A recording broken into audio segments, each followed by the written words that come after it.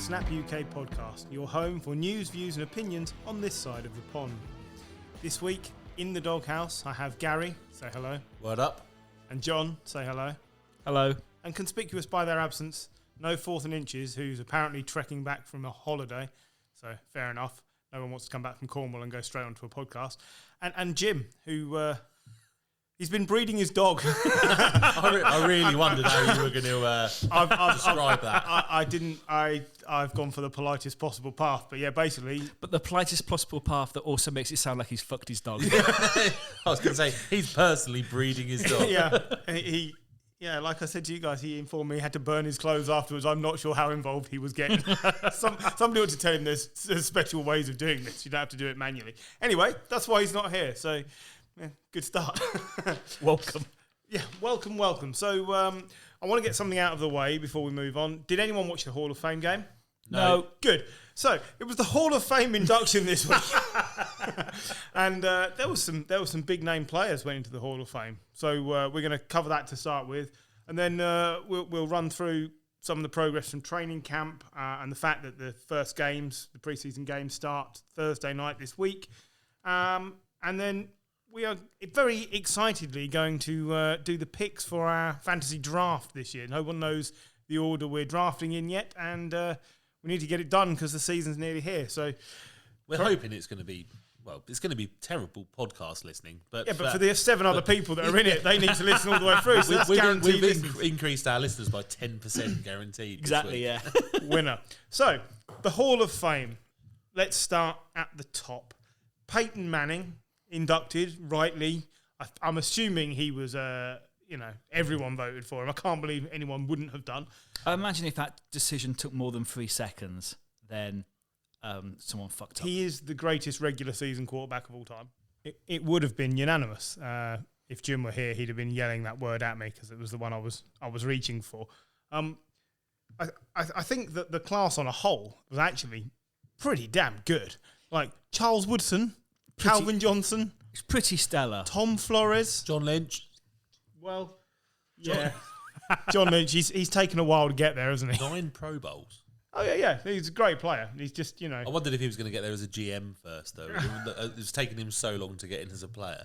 I think we should never glaze over Tom Flores and what he achieved as a Raiders head coach as well. John Madden always gets the credit with regards to the Raiders, but Tom Flores, every bit of influential on that team and as successful. So, let's have a quick look through the inductees, starting with Peyton. Have you got any of his stats to hand? You don't have to have, but let's be honest. Between 1999, when he was drafted, and 2014, when he won his second Super Bowl, by the way, still the 98 drafted he was. Sorry, 98 drafted. Number 1 over Ryan Leaf, which turned out to be the right decision. Can you believe at the time that was a controversy? Yeah. Ryan Leaf lasted till 2002 in the league, I think. You've got to think that in that time, that 16-year period, probably for 12 of those 16 years, he was a top 2 quarterback every year. So 14 seasons with 4,000 plus yards passing. Yeah, 14. It's insane. Wouldn't crazy. that be the one of the years he didn't happen? Would be probably his first year and the year his back went. The year his neck was. Yeah. So the year he was without a neck, and probably his first season. I think his first and last seasons were the only times he threw more picks than touchdowns. And don't forget, in that last season, he did win the Super Bowl. He's the only quarterback to win the Super Bowl with two different teams, which is prior to Brady. Yeah, so I was getting to that. He is that.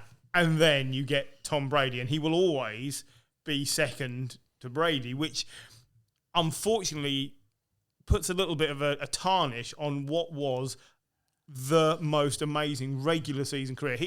His numbers in the regular season just dwarfed anything Brady was putting up. When he retired in 2015, he held the following records: career passing yards, just under 72,000; career passing touchdowns, 539; consecutive seasons with at least 25 passing touchdowns, 13; and 201 career wins, including playoffs. And he did hold the single season passing yard record at 5,400 odd in 2013, which has been smashed out of the park since. Well, yeah. But a lot of these records are going to change because obviously it's growing into more and more of a passing league. But those stats at that time for the era he played in are amazing. He was the first of the quarterbacks, or certainly alongside Favre maybe for some of that time, that it was just all about the passing. There was nothing else. You just needed, if you're playing fantasy, you just needed Peyton Manning and one of the, Demaryius Thomas or... And think what his numbers would have been if he'd have played a 16-game season for Indy in 2011 rather than spending the year on the sidelines. Yeah. And as it transpired, did Indianapolis make the wrong call by trading him away and drafting Andrew Luck? Because Luck only outlasted him by, 3 years in the end?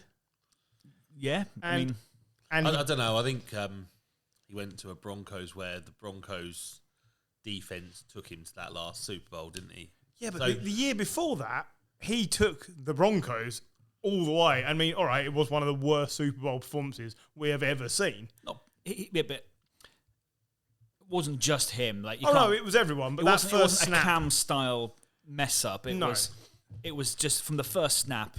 I think if you'd have been in that, that decision making, table in Indy, you made the right decision, didn't you? You made it at the time. At the time, but retrospectively, did you make the right decision? Yeah, I think still yes. I'm not sure you did. I'm not sure you can say that because they didn't get another career out of their new quarterback, did they? What did it cost them? A draft pick. Yeah. That's what I mean. So it didn't cost them anything. Sure. I'm not sure you can say that at that point Peyton was outperforming Luck. So could Peyton have taken that Colts team to another Super Bowl? That's all right. It's a debate. No, you don't. But none of these things are to in any way tarnish what Peyton Manning did. It was an honour to be able to watch him and know every week you were going to see a guy put up 4 or 5 touchdowns. When he did move to the Broncos, so they what did they go 14-2 in his first season, something like that. Yeah, and he started the season with 16 touchdowns in the first 3 games, and we all just sat there like, what is this? What was his total in that year? Wasn't he get to 54? 53 or 54? Yeah, it was insane. An insane amount of touchdowns that I think. Him and Demaryius Thomas, Julius Thomas. Yeah, those years, they were amazing. That was when I Wes first started Welker. playing fantasy football. It was just amazing. It was incredible. And all the time he played, he got stick because Eli had won 2 Super Bowls. And for a long time, there was a judgment call on which one of the sort of brothers is going to be regarded as the better. Now they have 2 each. There is no competition, right? Not even near. But Eli will go to the Hall of Fame. We were having this discussion before we came on. He will go to the Hall of Fame. Yeah. But never again should the brothers be in the same sentence because Peyton is twice the player. Twice the forehead. Oh, according to the bust. The bust is incredible. I haven't seen it yet, but how can you not have seen it? You can see it from space. When they did the Ronaldo one, which they stuck at his local airport, or whatever, and people were children were crying at it. It's almost on that level.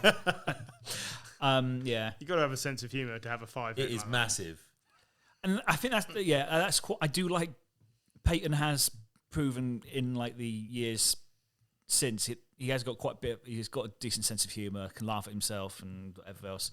Oh yeah. Yeah, I love that show he does when he just does random stuff. When he was trying to throw a football out of a window about 8 stories up, or Peyton's Places. Yeah, love that. Yeah, he's very good. I believe he and Eli are doing an ESPN simulcast for some of the games this season. And I'd like to get the feed of that to see what they do. It's just going to be them and analysing the game.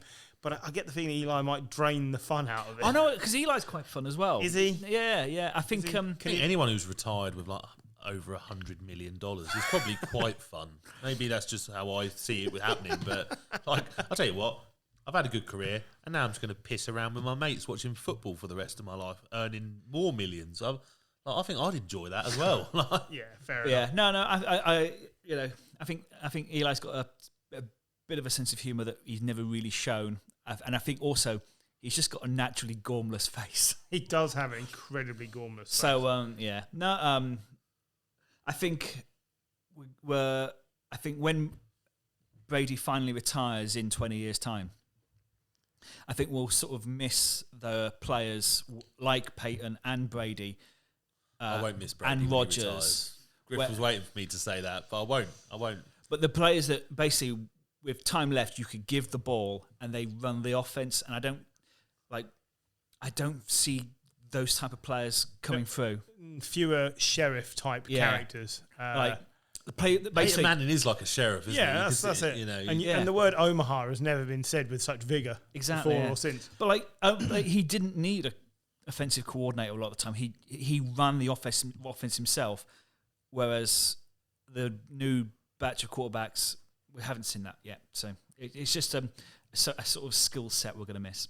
Yeah, this was my favourite stat that you didn't bring up. He was the first quarterback to defeat all the other 31 teams over the course of regular season play.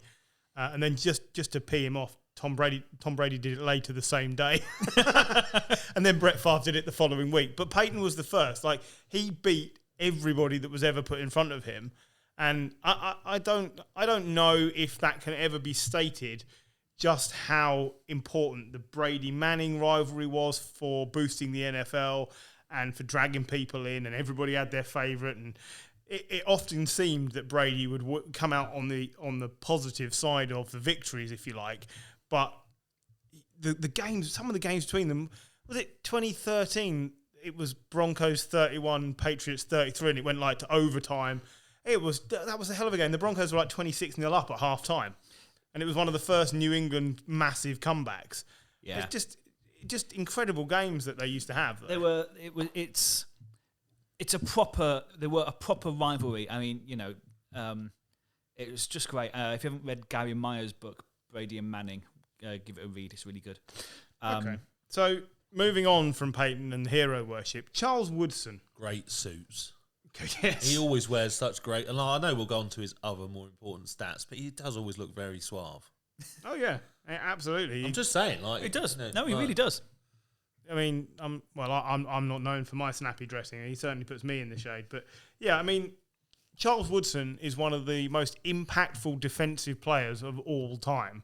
And again, like Peyton, he was destined to get in from about halfway through his career. You knew, okay, this is going to be first ballot Hall of Fame. Fourth overall in the same draft that Peyton went number one. I think he gets overlooked only because he's a defensive player, and I think sometimes this is what happens. I think it's unfair, but it's certainly something that crops up. Was he not one of Brady's teammates as well at Michigan? I think. Yeah. But I love how bitter he is still about the Tuck rule. Oh yeah. And rightly so. It's bullshit. Complete bullshit. I mean, I can say that now. Brady's playing for a different team, right? That's okay. And then obviously, then he won the Super Bowl with Green Bay, which I'm not sure he even gets recognised for that. People always just think Raiders, but he was part of that defence for Green Bay. That was an incredible team. So good. And you look how Rodgers has struggled to get back there without a good defence. And that's nothing against Rodgers. I'm just saying you need both sides of the ball most of the time. Defence wins championships. I've heard someone else on this podcast say that. He was at the Packers for a long time. Yeah, half of his career. That's what I mean. That's it. But you always associate him with silver and black. But really, he was more successful, if anything, with the Packers because they're a better run franchise up until the last Raiders. year. The Raiders haven't done anything since like the 70s or something, have they? Like, no. They lost to the Bucks, didn't they, in the Super Bowl? Yeah. That's about as far as they've done. Yeah. In about 25 years. And without looking, how many defensive touchdowns does he lead the NFL with? 40? No. 23. No, 13, but I still. don't know. We're two people there who's not sure how defensive touchdowns work. Yeah, I have spent all day watching Charles Woodson interceptions because they're just like let's just say he's impactful. It seems to come out of nowhere, doesn't it? Yeah, it's brilliant. Yeah. I always found him a joy to watch, and I think when you look at defensive players who've made the impact like that, there's him, there's Darrell Revis, Robert Quinn. I always thought Aaron Donald, now JJ Watt. They're names that come in on that side of the ball. Ray Lewis. Yeah, Ray Lewis is another one. Ed Reed for me as well. Brilliant. Eric Reed, I think you mean. Ed Reed. Oh, I meant Ed Reed, but I mean Eric Reed. Yeah, of course you do. Navarro Bowman. I feel like he's going to come up again and again. And the third of the big hitters. LT. Sorry? LT. Yeah. The third of the big hitters for me went in this week, Calvin Johnson. Now, when he first retired, I think I was the one who said, I'm not sure he's played long enough to get in the Hall of Fame. That was stupid. Turns out, of course he'll get in the Hall of Fame because he was amazing. But he's one of those rare players that didn't have to play for very long to leave his mark. What did he play? 7 seasons, eight maybe. I think it was 8 years. He played 130 of 135 games. So when he played. Oh yeah. You know, and he was amazing, wasn't he? Like his stats are absolutely amazing. So I don't think it's unreasonable. It's difficult when you start comparing people whether they won something or, you know, the people that get in are just different, aren't they? You know, we talk about Frank Gore all the time, and Frank Gore isn't, you know, the best running back in the league. No. He's never been the best running back in the league, but it doesn't mean that he isn't going to be part of the Hall of Fame for something else he's achieved. So you do get into the Hall of Fame for different achievements, don't you? It's not about, like, I'll beat that person, so I'll be in. Yeah, no, of course not. He played 9 seasons and 83 touchdowns in 9 seasons. I mean, that speaks for itself. That's fairly impressive. He led the league with 16, I think, in 2011. He basically made a career out of making Matt Stafford look like a god. And if he'd have been on probably 26 of the other 31 teams, he'd have been deep into the playoffs. I don't think he ever went to the playoffs. Because didn't he lost a playoff game against the Packers due to a duff call. Oh, okay.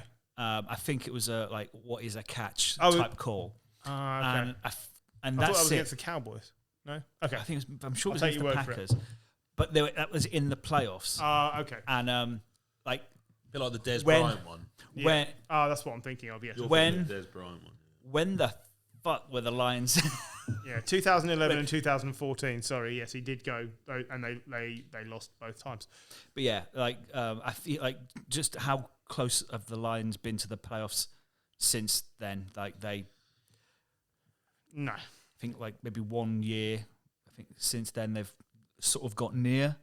But yeah, there they are. Once or twice, but abysmal. it's a tricky division they've always played in. But he was able to put that team on his back and make them watchable during some of the worst seasons any franchise can have. So, it just goes to show you don't have to play 20 years as long as you leave a mark. But we're going to be talking about him, comparing him to wide receivers in 15 years' time. Yeah. And that is what most wide receivers are going to need to aspire to, I think, in order to get into the Hall of Fame. You're not just going to be about accruing numbers over 15 years. You're going to have to leave a mark. Yeah, I think so. It's interesting, isn't it, when you start looking into it a bit more and you kind of think, well, okay, well, is that person and is that person? How exclusive a club is it? So how many people are in the Hall of Fame? I have no I idea. can't remember, but yeah. 354. 354. Okay. That's quite... when you think about how many people are on a roster... 53 times 32. So it shows you that you really are talking about, the cream of the crop. Well, as well, it's not just players as well. You've got coaches in there. Yeah. So it's even more exclusive. And Yeah. I mean, this, talking about 3 of the best players we'll ever see in our lifetime. This year it's a great class. Can you tell me what his Lions record, was for receiving yards in a single game set in 2013? 207. Oh, you're so close. 209. 329 receiving yards in a single game against the Cowboys. That's the one I was looking up while we were trying to do this. I knew it was big. Yeah, wow. Yeah, he just torched them. I think that was the year the Cowboys became the first team to surrender 6 consecutive 400-yard games, and yeah, he was part of that. They just got torched. The guy was just always open. You had to double cover him at least, and he's been the blueprint for other players since as well. Part of this it's a passing league phenomenon was him. Yeah, because people were then looking for, right, we want to draft Julio Jones to play like him, and we're going to pass that way, and they'll have to double cover him, which will leave X, Y, and Z players open. So, yeah, well, it's it. Whenever you get like DK Metcalf have a good game, and someone goes, "Oh, that reminds me of Megatron," because it is the comparison you know, you make for wide receivers. And the greatest nickname of all time? Megatron, yeah. I don't know. I kind of like Purple Jesus for Adrian Peterson. I liked Clipboard Jesus, but he was rubbish. The best thing about him was his nickname. Someone at our school was called Jesus, weren't they? Jason Caprioni. We used to call him Genius. Jesus, didn't we? Yeah, he did. But yeah, I know that's a very niche comment. It's an extremely niche comment. He also lived next door to me, didn't he?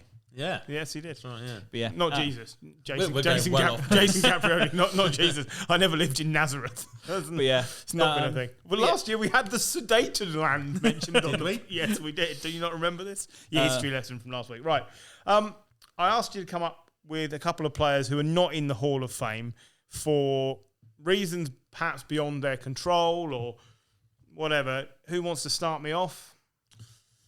Yeah, I'll go. Why not? Go on then. Stole them off John, so I don't let him steal them back. Yeah. So, Patrick Willis, he has been a semi-finalist, I think, hasn't he? Already. I don't know. Linebacker for the 49ers. 7 Pro Bowls, 5 All-Pro. So, Has he not got in, though, just because other more qualified players have beaten him to it so far? yeah, probably. I think he will get in. I think he will get in. I don't think there's anything particularly stopping him. John? or Patrick Willis. Yeah, well, or any other players you. I mean, Patrick Willis was a great player. I would think he will get in, hopefully, eventually. My first one was Torrey Holt, Good shout. the Rams wide receiver.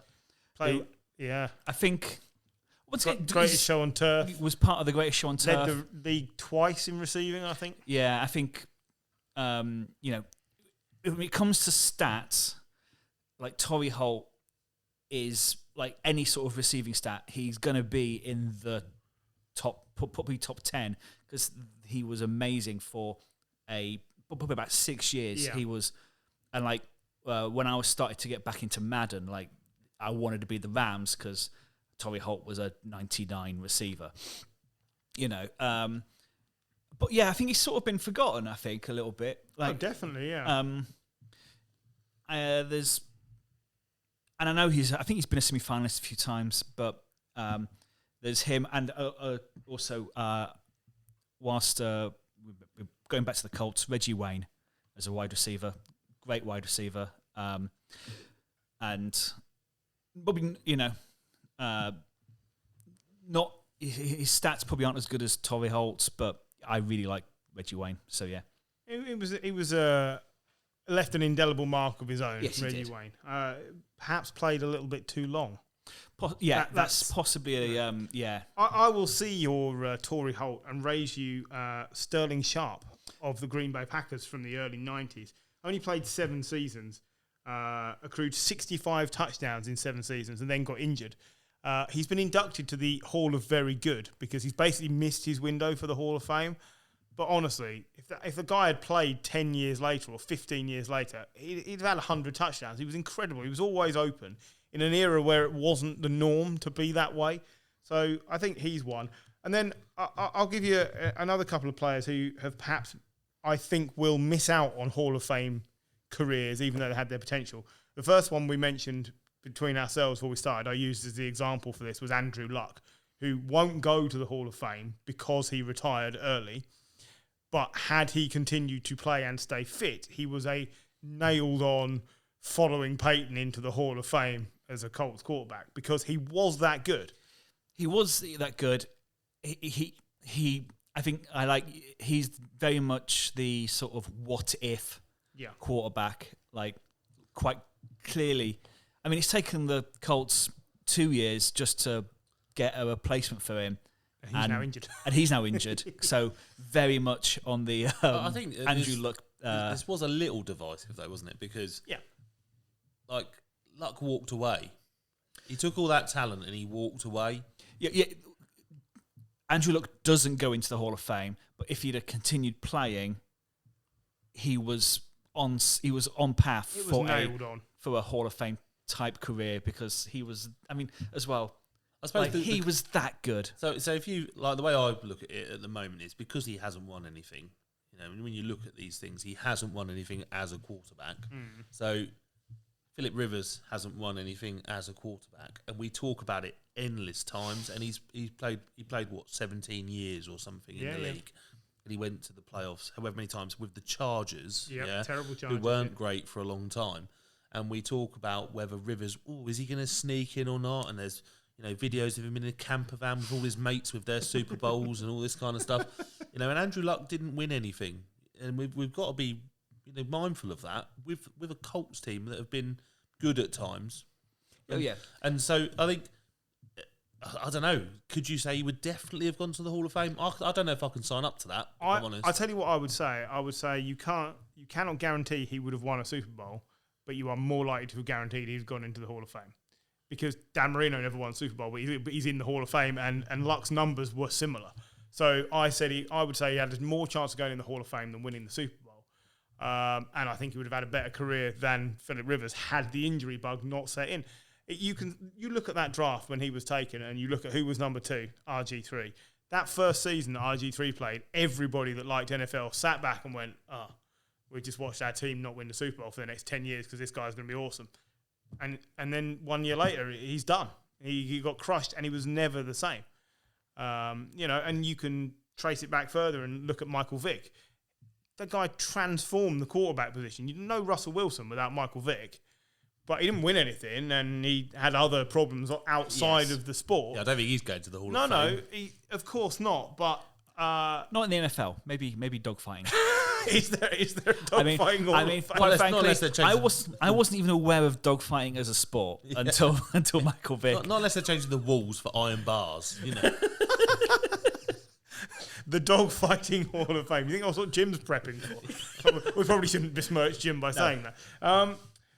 I'll give you a couple more then that I feel people who are going to miss out. Le'Veon Bell was on pace for a Hall of Fame career and then decided, got greedy. I want to take more money and go and play for the Jets. Don't forget that he did that. Yeah. He held out. He didn't play for a year. Then he came back and played for the Jets on less money. He didn't get more money, and he was shit. And that was the end of that. That's because he thought he was a wide receiver and a running back. Well, he was. But he wasn't. He was for... He was what is now called a catching running back. He was for the Steelers. He was for the Steelers, He changed that position again, like you say, but... His impact was incredible for 2 or 3 years, but he washed it all down the drain by being greedy. So he won't go. And another one, and this may be less popular amongst the other people at this table, I'm going to say Josh Gordon. That was Hall of Fame talent. He was racking up 100-yard receiving games with Brandon Weeden, Brian Hoyer, and Jason Campbell in his first season playing for the Browns, when people hadn't even heard of those 3 quarterbacks. And yet, he took a lot of drugs. And then every time he came back, he got 100 yards for another team. I think it's difficult, isn't it, when you see these people that go off the rails. Would Ray Rice have gone to the Hall of Fame before he started beating people up? I tell you why. Because I don't know, I'm just putting he only had one good season. I'm just using it as an example. Yeah. Like, if this person hadn't been a complete bellend, would they have gone to the Hall of Fame? Well, unfortunately, a certain proportion of people that come into the NFL, they get paid a lot of money at a young age, and they turn into bellends. So they shouldn't really be celebrated. So we need a bellend Hall of Fame, that's what they say. Well, we need a Hall of Shame. Hall of Shame. Hall of Lame, I prefer. Hall of Lame. Hall of Lame. But I just think there's some real talent there. I was trying to think who else has perhaps been robbed by injury.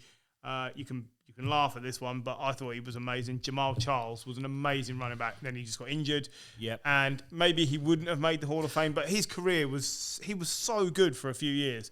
If it was a different sport, for the impact they've had, would Colin Kaepernick go into the Hall of Fame? Now, I've thought about this one before, and obviously he did go to a Super Bowl. And is it predominantly voted on by white people? Well, my point, and I didn't want to make that point outwardly, but I will. I'm just saying, like, in terms of the impact that he has made in sport, would there ever be a place for it? Now, like, not right now, but will somebody look back in hindsight in 20 years and go, actually, across world sport, what he did made a huge difference? I don't know. It's a bit of a controversial one. He's more likely to win the World Peace Prize or whatever. Time Man of the Year. Yeah. Time Man, like a congressional medal or something. He's not going to get in the Hall of Fame because he would have done. Each time he's mentioned, it's just a stain on the NFL. But Kaepernick for 2 years was amazing, brilliant as well. He was, but he didn't sustain it. And don't forget, he was a second-string quarterback when he first took the knee. So No, I don't think so, but I know what you're saying. I think his accolades are outside of the game. Bo Jackson, but he only played like 5 seasons because he got hip injury. But he was incredible. He dominated in a sport that wasn't even his first choice. Yeah, like that's ridiculous. So, wasn't long enough, but like as well, just to do the. I mean, did he play a baseball game and an NFL game on the same day? I don't know. I believe he did. I did think Griff might have got Fitzmagic in there just for like how many teams he's played for, and if somebody had just believed in him, he might have done it. I would love to have got him in there. Sadly, I don't think he'll be going in there. But if I had a Hall of Fame, he'd be in my Hall of Fame. He would, wouldn't he? Oh yeah. Of course he would. He's got the beard. He's got the guts. The chains. Yeah, absolutely. He'll be greeted there by Marcus Mariota. Here's a player that I'm not sure will go into the Hall of Fame. In fact, I'm guessing he probably won't. But for 2 or 3 years, this guy's talent was incredible. Ndamukong Suh just crushed people on defence. I think he might go into the Hall of Fame, yeah. Actually. So you think he has a chance? I think he has a chance. After last year, I think he now has a chance. Well, he's a winner now. He's a winner now, yeah. And he's on the team again. Yeah, so I think he now has a chance. His reputation 5, 6, 7 years ago was horrific. Like, he was always talked down. Like, brilliant player, but look what he does. Stamps on people, crushes people. But no, like, he was Aaron Donald before Aaron Donald. Yeah, he got hit. He's Don't forget how long he's been around. Like 10 years, 12 There's years. always been horrible players in here. Richie Incognito's still... Oh, is he still around? He was at the Raiders, wasn't he? Last year, yeah. I'm not sure that we're going to be... He must be too bullying much. someone somewhere. I mean, the guy's a great O-line player, but, you know, you don't want to be friends with him. I think he's still at Vegas. I'd love to see a Hall of Fame inductee with Richie Incognito and Colin Kaepernick on the same bill. Well, we can always do our own Hall of Fame. We will. We will. Yeah. But it'll be better than John's quiz last week. Oh, I enjoyed the quiz last week, apart from I was It was just the date of births. I'd. Can I also mention, because it's now getting cruel, because Tony Baselli, he's mentioned... Is he still not in? He's still not in. Oh, wow. I think he's mentioned every year since he's been eligible. I think he's got to semi-final like 4 times. Yep. And quite frankly, it's cruel. And put him in or don't It's horrible though. They might make them all line up. Oh yeah, no, not you this time. Yeah. Oh, and again, not you this time. I suppose I understand why they have to have such a tight sort of way of inducting people. Like, you can't have too many, otherwise you'd end up with 20 players and there'd be a lot of people saying, well, what's this all about? But I do think occasionally they need to provide exemption. If you've made the semi-finals of the voting 4 times, that just means you've been unlucky in the years you've done that, and you should just be then put through. That's as good as making the final, isn't it? I think that's how it should work. I didn't want to gloss over Tom Flores because I think it's been a long time coming. He's one of only 2 people to win the National Football League as a player, an assistant coach, and a head coach. Anybody want to get points for telling me who the other one is? I do not. No. Fuck you. Mike Ditka is the other Oh, one. yeah. With the Bears. So, yeah, he won Super Bowl 4 as a player for the Chiefs. I was going to say, I knew Singletree hadn't done it. No. Super Bowl 11 as the assistant coach of the Raiders, and Super Bowl 15 and Super Bowl 18 as head coach of the Raiders. And he's also the first minority coach to win the Super Bowl. Yep. And so if you want to say, you know, the impact Kaepernick made, a long time before Kaepernick was standing up for race equality or however you want to word it, Tom Flores was silently doing the same thing. And it was silently because you weren't allowed to make those statements. But he was there, and Al Davis deserved credit for ignoring the standard of the day, if you like, and going with what he thought was best, which was Tom Flores. So, you know, the guy just deserves a little bit of credit. I think it's a well-deserved induction. Right, we will move on from the Hall of Fame, though, because ultimately it's just a bunch of old blokes getting a clap on the back. I sometimes I do wonder about the significance of it. I mean, it's great that, you know, they get a day out. Well, the Premiership now has the Hall of Fame, doesn't it, in England? Yeah. I had one more player we didn't talk about, sorry, which was Hines Ward. Because when you think about Megatron, he didn't win anything. Hines Ward did win 2 Super Bowls, had 1,000 receptions, over 12,000 yards, and was the 2015 Super Bowl MVP and is not yet in the Hall of Fame. 2015? No, 2005. Gonna Bad say. writing. Yeah. terrible handwriting. Good research. Can I also mention Randall Cunningham? Yeah, you can mention him. He was fun as fuck. He was. And as well, he was a sort of a prototype player as well. So I really like him. So From back in the day. back in the day. If you don't know who he is, go and look him up because you should. Yeah. Yeah, very good. Okay. All right, I am moving on. Training camp, week 2. Boom. Fight. Aaron Donald and the Rams fight the Cowboys in their group training session. The only winner was Aaron Donald and the fans who seemed to be loving it. Oh, I loved it as well. Yeah. It looked like a proper like hockey style drop gloves. Everyone's in. Anybody know what started it off? No. I think someone accused Aaron Donald of making a poor orange sauce. A poor orange sauce. Okay. I'm not sure. I don't know what it was, but it looked good, and you can go and look it up. Gary showed it to us, and it was very entertaining. John. Hello. Saquon Barkley. They're now saying week 3. So your running back is Corey Clement for the first 2 weeks. Sweet. Does it worry you that weeks before the season starts, they're already saying week 3? Because it should. It should. It does. I mean, That's your future right there. yeah. It's going to be bleak, isn't it? If it's not your future, then your future's just Daniel Jones. Daniel Jones and Corey Clement. That's not ideal. At least your defense looks a bit better. Your defense will looks be fine. great. Defense will be fine. Yeah, defense is fine. How are you going to move the ball? Daniel Jones will do the odd run Well, then we've got fall you know in panic. we have a decent set of receivers now. Yes, It's we just I don't trust the guy getting the ball to them. But Do you remember who we were discussing the other day is the longest tenured player on the Giants? Sterling in Shepherd, Sterling Shepherd. 6 years. 6 years. Everybody else gone. yeah. Bye then. But yeah, I mean that I don't mind because quite frankly, You've been terrible. from these years we've been rubbish. So yeah, move those players on. Concerns me that they're already saying week 3 for Saquon. That tells me that they don't really know. Yeah, That's not good. It's the same story with Dak at the Cowboys. Still not practicing. No one's really saying anything. They don't really have viable backups because we saw them all last year and they were all terrible.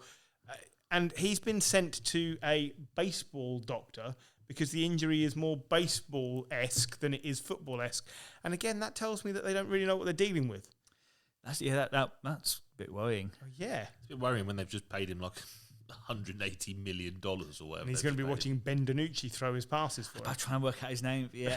Have Ben we DiNucci. talked about Josh Allen getting paid yet either? Yeah, Josh Allen got a mega deal. I don't have the details of it in It front was of me. $180 million, wasn't it? Guaranteed over Huge 6 money. years. Yeah. Yeah. And Has he got vaccinated yet? Because will he be getting that money?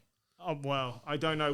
Well, while you're mentioning that, should we talk about the fact Kirk Cousins has been dropped by the hospital in Minnesota that he was the spokesperson for because they wanted him to tell everyone to get vaccinated, and he wasn't going to do that. And Did he just tell them to believe in God and everything would be okay? Because he's majorly religious, isn't he? Well, Yeah. if he dies, Well, he dies. He's That's offered. God's plan. He's offered to get perspex in the quarterback room. Yeah. So that because of course, it's not like the mindset is what annoys me most because of course you get the vaccination not just to protect yourself but to protect others. This is where is he going to carry this perspex screen out onto the field? Yeah, And then every time he gets sacked, that he's would gonna give him hold an O-line at least. I do love the idea of him having to go out there with a big perspex screen, But yeah, I mean, quite frankly, it's like a shit It's- Roman legion. it's really selfish. So I know you're not listening, Kirk, but really get your I'm going fucking to send act this together. to him. Yeah, what a joke. Patrick Robinson, remember him from the Eagles Super Bowl run? Oh yeah. Was drafted by the Saints and went back to the Saints over the last couple of years. He's announced his retirement today. So the Saints are now really thin at cornerback. That's very helpful for them. Good. On a team that's going to be possibly surrendering the ball an awful lot on offense. They need as strong a defense as they can get. So Well, bizarre. It's now 30 days to go until the start of the season, which, of course, 30 and Jameis is not a number he wants to be reminded of. no, it's true. We're still no closer to knowing who is the number one quarterback there. So Jameis. Jameis, yeah. still think you're going to struggle without Michael Thomas. Still think it might be Taysom for the first few weeks. That's what I'm saying. I'm not anyone to throw it to. We don't need to cover that again. That's fine. I'm just saying. Drew Lock will start the first preseason game over Teddy Bridgewater. Is this just the Broncos desperately wanting Drew Lock to be the answer, but really knowing he probably isn't? Because that's what it feels like to me. Does it really matter? Well, it could. Well, I think it does because I think the Broncos have a decent team. The offense bar the quarterback is good enough for the Cortland playoffs. Sutton, they're still not totally sure about either, though, are they? 'Cause he's not back yet, is he? He's not. No, he's not. But he's a massive part of that offense. If he's not there, definitely. But this, but the defense is brilliant. The offense is more than good enough. It's just it's quarterback light. There's something missing there, and I think everybody knows Teddy is just a game manager. If you like, he's the black Alex Smith. I would go as far as to say that. I don't think there's anything wrong with that. You can say that. That's fine. I'm going with that. Okay. I've not been edited out. That's okay. We're still here. I like the way Griff just explained the virtual eyebrows. I just John's eyebrows just went for the ceiling. But I'm going with no. That's fine. That's fine. Teddy isn't going to win you a lot of games, and he's not going to lose you a lot of games. What they want to see is can Drew Lock push the ball down the field? I think he can, but he will turn it over at a rate similar to Jameis. In which case, I think you have to stick with Teddy. But they don't want to do that. No, I guess you. How many years has Drew Lock been here now? 3. This is his 3rd year, I believe. Okay. Make or break, isn't it? I'm just throwing this out because he hasn't had a mention. But if you were the Broncos and you now realise that it's another year before you can get Aaron Rodgers, which is what it looks like, is it not worth trading for Gardner Minshew, who is better than Teddy and Drew Lock? I think if you're going to get Aaron Rodgers, then you just don't worry too much about this year, and you see what you get in the draft for Aaron Rodgers. Yeah. Okay, fair enough. I just think Gardner Minshew's not going to be playing, clearly. And so maybe if you think your roster is that good, he's, you say that. How many first-year players get destroyed because they're playing on a bad team? But if you said to the Jags, we'll trade you Drew Lock for Gardner Minshew, I think they'd take that. And a 5th-round pick. I think they'd take that. The Jags are still loading up. They get somebody who can play if Trevor Lawrence doesn't play, and the Broncos get what I think is an upgrade. I'm just throwing it out there, mainly to see if I can get a rise out of John. I have no problem with Gardner Minshew, the player. It's Gardner Minshew, the meme. It's Gardner Minshew, the meme. I don't like, but that's fair. I think the Broncos would be better with him than Drew Lock, but I think Teddy's the way to go.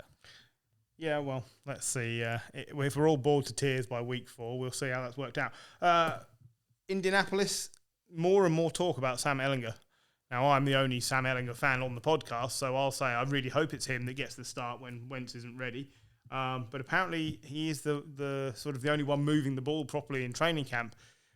Are they going to bring in a veteran, the aforementioned Gardner Minshew, or someone else? They should bring Rivers back. Well, so he's made himself available. Have you heard that this week? He has said he wouldn't make weight right now, but he's going back to his fitness regime.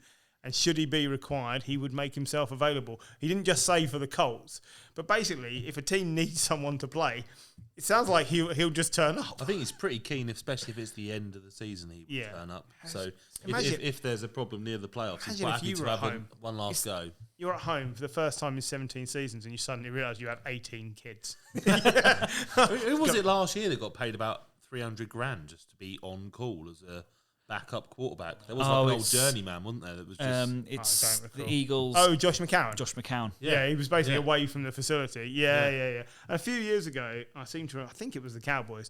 They brought back John Kitna, who is a very outdated quarterback, and basically said, "Can you just be around the facility because we're not sure who's going to be fit?" And he was just paid, $100,000 every week to just be around. Where's Dalton kicking around now? Is he still at Bears? He's gone to starting the Bears as number 1, hasn't he? He's starting week 1 for the Bears, according to their. But he's not roster. actually going to be number 1, is he? After a few games, first game he'll be out by half time. He's like 1.5, isn't he? Yeah, poor Dalton. But yeah, I mean. I think there's a lot to be said for some of these teams who require a veteran presence. And I don't know what's going to happen in Indy. I don't trust that Wentz is back by week 3 or 4. So I think they need to look in a different direction. And had they known this was coming, I'm sure they'd have kept hold of Jacoby Brissett, who's now number 2 in Miami. because that's your answer right there. Somebody who you know can play in your system, even if he's more Teddy Bridgewater than he is Carson Wentz or whatever. So at least you know it works. But Philip Rivers is a good shout because there's no learning the system. He's straight in and playing. And yeah, okay, at times last season it was rough, but they did win a lot of games with him as well. I actually thought, like, not being the most Philip Rivers fan ever, I actually thought he was all right last year. Yeah. In the better team. Fine. He was fine. He was fine. Like, Didn't his career end in the most Philip Rivers way possible? Like, it was a massive score fest and then he got intercepted right at the end. Yeah, I think so. I mean, it's the most Philip Rivers thing, but he wasn't the reason they didn't have a longer playoff run. Like, he was fine there last year. So it's worth keeping tabs on. We won't perhaps finalise the icing on the Philip Rivers retirement cake just yet. Whilst we're talking Colts, they signed Darius Leonard. Big contract. Yeah. Massive contract, massive and contract. he's worth every single penny of it. Yeah. Is he fit and ready to go for the season? I think he will be. Well, we think he will be, but have they said he's fit and ready to go? Because he's not been practicing, has he? I believe not. So. Yeah, but if he's only just signed his contract, this does sometimes happen, doesn't it? People have a niggling injury until they get paid. They do. Certainly here. Certainly, I've feigned 1 or 2 injuries in the past to be paid, and the teams have just told me to go away. So it doesn't work. It doesn't work for me. Okay, any other training camp news you'd like to get to? No. I hear the resounding shaking of heads, which is always helpful on a podcast. So then we come to the crux of today's podcast, because over the next couple of weeks, we're doing NFC and AFC season reviews, which is the things most people have been looking forward to. But today, we have to do our picks for our draft, for our fantasy league, where I am always rubbish.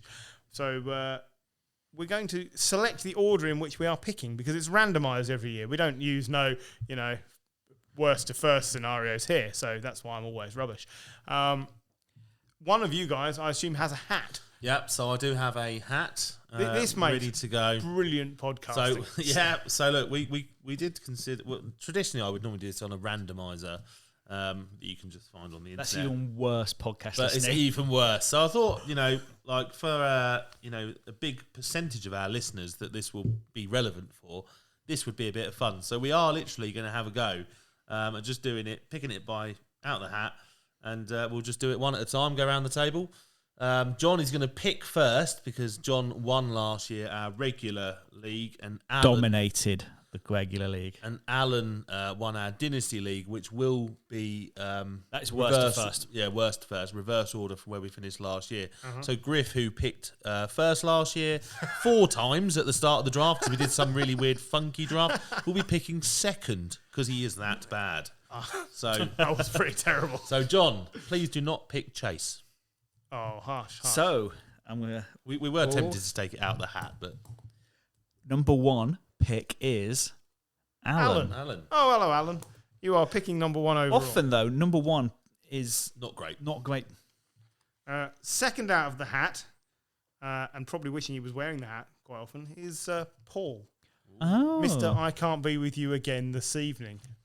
So I'm now going to pick, and we shall see who. Just pass the hat around the circle. Exactly, it is that good. It's normally keys in a bowl. Keys, I was gonna say. Number 3 is a pick I like because you can get some really good quality and you're not out of the action too long.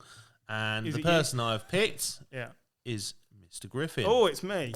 Excellent work. Staying in the room, Oh, number 4, we have Gary. Oh, nice, in the middle. A nice, so Yeah. what you're saying is to complete the set, I need to pick John out of the hat here. yeah. Normally anything kind of 3 to 8 or 3 to 7 is quite good. So what am I at now? Number 5. Yes. Number 5. In at number 5, straight in. It's our American cousin. It's Duncan. Dunk will be happy with that. Right. Yeah, all like that. Okay. We'll try and cover a bit more fantasy stuff. We didn't really cover it last year because it was Because last on year was Skype. rubbish. We might bring back Gary's fantasies, might we? I think we are bringing back Gary's fantasy picks. That's something I think we can. And I know another man who will owe me a nice bit of steak for picking this one out is Jim at number 6. Oh, we'll take that. He's a very happy man. Still no Chase yet, I've noticed. Is his name definitely in the hat? I might not have written Chase, but he's in there as something. Well, I can't read that out. So Chris gets the next one. Okay, 7. yeah, Chris, he won't be paying any attention. Oh, I've got the man himself. Chase. Top dog, there he Oh is. shit! This is He's doing all right. So we've got a couple to go. So at number 9. I hope one of you's writing this down, by the way. We'll listen back. We'll listen back. John picking number 9. Although I got number 9 last year and dominated the league. You did dominate the league. So to complete it,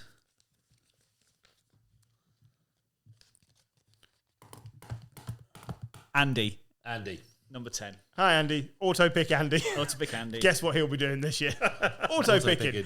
Now, the reason that this is relevant, and I'm going to love jumping this in on you, but that's what I'm going to do, is who do we think the most impactful fantasy players will be? 1 or 2 each from you before we sign off, because it changes every year. Quarterbacks aside, because we know the first quarterback off the board will be Patrick Mahomes or Lamar Jackson, because it works in fantasy, even if Lamar doesn't always work in real life. So beyond that, what are we looking at? Because running back, is that worth what it was worth 5 years ago? Probably not, unless you get... So I would say if he's fit, McCaffrey. That's where I was going. McCaffrey is back, and he had a year off, and hopefully that's going to have really helped him again, but you just don't know. And then I would say you're looking at one of the top wide receivers. It's very difficult because obviously it did change last year, didn't it? PPR as standard. Yeah. And that did change the league slightly. So catching running backs and wide receivers definitely improved in terms of what you were looking for. But then you've also got those kind of go-to tight ends like Kelsey and Kittle. I'd say Kelsey would still be one of the top players out there to get. Yeah, I think so. Because he just gets so much, so many targets each game. It's crazy.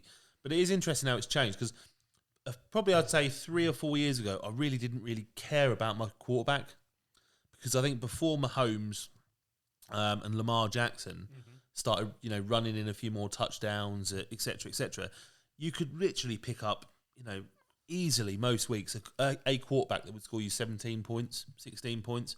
But now you'll get some that will score 30 points and just take the game away from you. So it has changed a bit.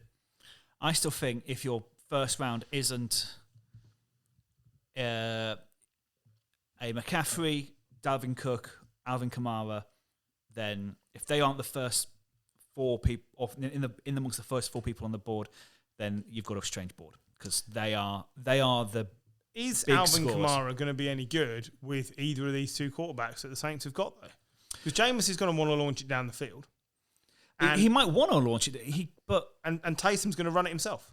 If you quite frankly, the Saints can't launch it down the field because, Chris Hogan isn't going to catch it. And Michael Thomas isn't going to be there. So, yeah, it needs to go through Did you Alvin see his Kamara. cryptic tweet this week, by the way, Michael Thomas? Well, I didn't see it, but there are questions of will the Saints be trading him because... I think it's getting more and more likely because he basically said that he hadn't been allowed to get his side of the story across. And we don't know what that story is, but it's to do with this mystic injury that he had late surgery on, and the team have slated him for it. I think he could be out of there because I think his attitude is becoming a problem. And then I think there's a couple of things as well outside of like most impactful players. And I think one is waivers, and John is the best at waivers, and that sees him very well. So whether that's because John lives at home, I don't know, but but John seems to be ahead of the game on waivers. And even if you have a really bad start, sometimes that can be okay. You lose the first couple of games and you're picking the form players. It can set you up for the season. So that can be okay. I dominated the league. You dominated, John. I'm not denying you dominated, but you did well on waivers. You still have to be Agile. paying attention on your waivers. Yeah. I was well ahead, but you just noticed that someone made a mistake and dropped James Robinson, and the bye weeks is it. You have to really, because people make stupid decisions. Yeah, Hi there. And and I picked up in it and dominated the league even further. And then the other one, if you're starting a fantasy league or starting to set anything like that, is that your draft date needs to be as close as possible to the start of the season. We all know the story of John once taking a player that had been dropped before the end of the draft. He got dropped. Which running back was that? I can't remember. Was it Ray Rice? No. Beginning with D. It was a Ravens running back. But I can't remember his name. No. But it was hilarious because But yeah, the point is, lots of things happen even in the last week. You know, someone will get injured or someone will get dropped, and before you know it, everything you've kind of been working on is ruined. Just in full set.